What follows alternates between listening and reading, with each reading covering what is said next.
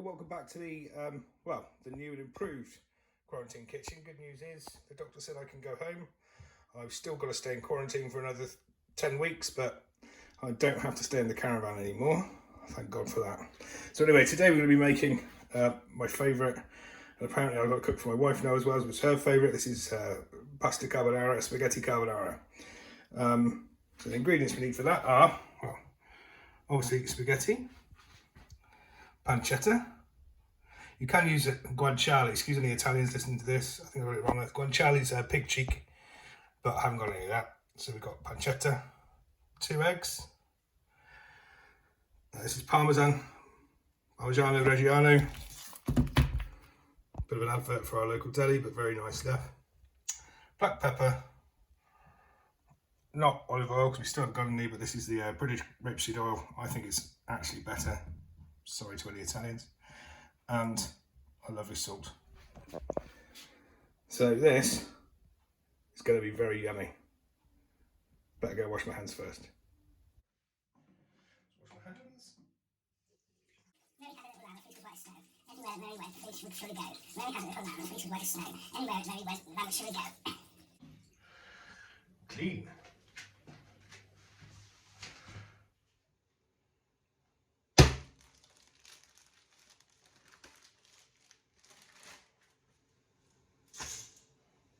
So that's 200 grams of spaghetti, a tablespoon of salt, and cook for about 7 or 8 minutes. Okay, so we've had the pan on the heat for a while. Yeah, it's just up to nice temperature now, so a couple of tablespoons of oil,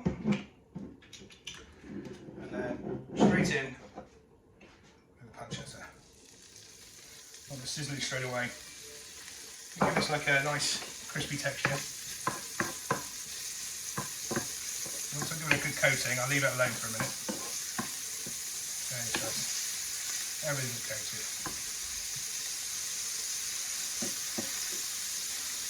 Now spaghetti carbonara, if you can hear me over this, it's got a strange history.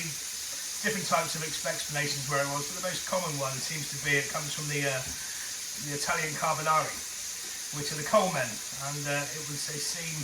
These guys used to deliver all the coal around to Rome, and this was like a hearty meal for them, and that's why it's called carbonara. There's another argument that this was mainly came up after the Second World War. It was revived after the Second World War with the arrival of the American soldiers, and of course they had lots of eggs and bacon. And they're saying that it came from the carbine, the M1 carbine, which is the weapon of the American soldiers, hence carbonara. I prefer to think it's the coal men of ancient Rome, but I think that's probably the more likely one as well. And whilst that's cooking, we'll make the egg and the Parmesan mixture.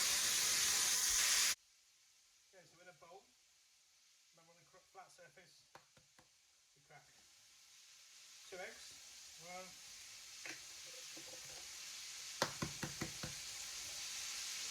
2, and give them a whisk together.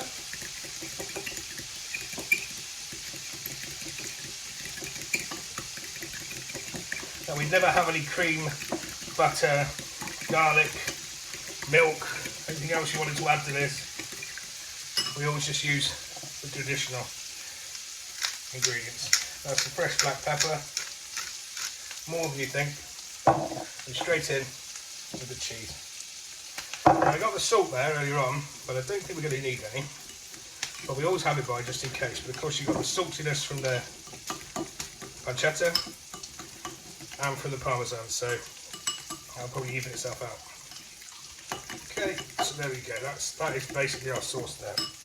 So before we drain our pasta, we want to save just some of this lovely starchy liquor. Now we may not need it depending on how the sauce is, but this is really nice. Any pasta dish you use, always try and save some of the water.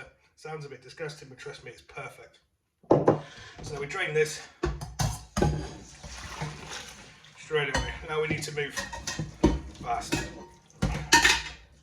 So back over to our pancetta.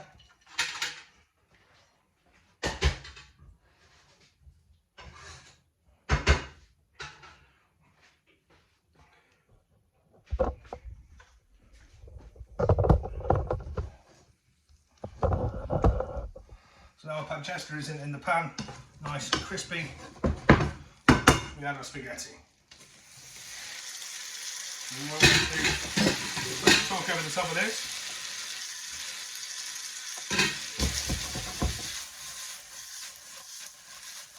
We'll coat this spaghetti in all that lovely pancetta fat.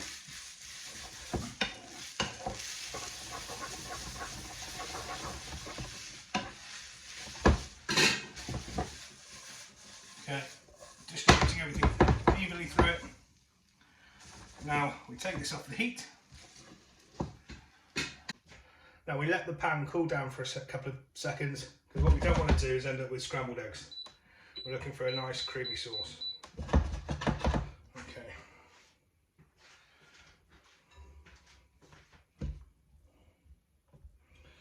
Okay, that pasta's looking beautiful in there, nice and shiny.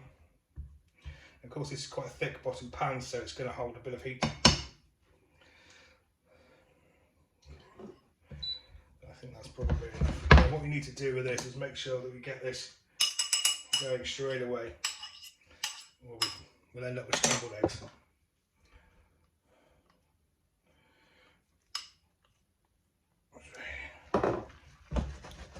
Move the pan and the spaghetti and the stirrer, so you see what we're doing here. Now what I'm going to do as well is add a little bit of that water that we reserved, just to give us that extra sauce.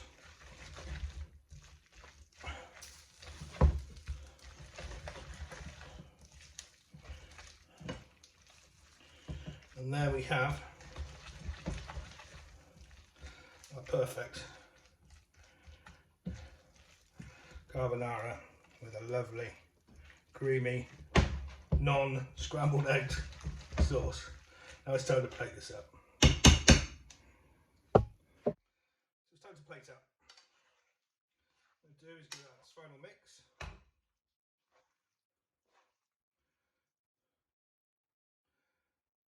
Place in the centre of the pan.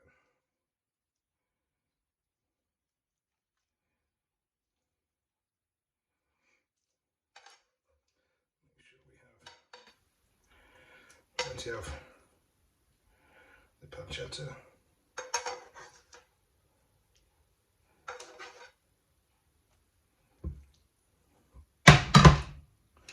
And this with some fresh pepper black cracks on top. And then finish with just final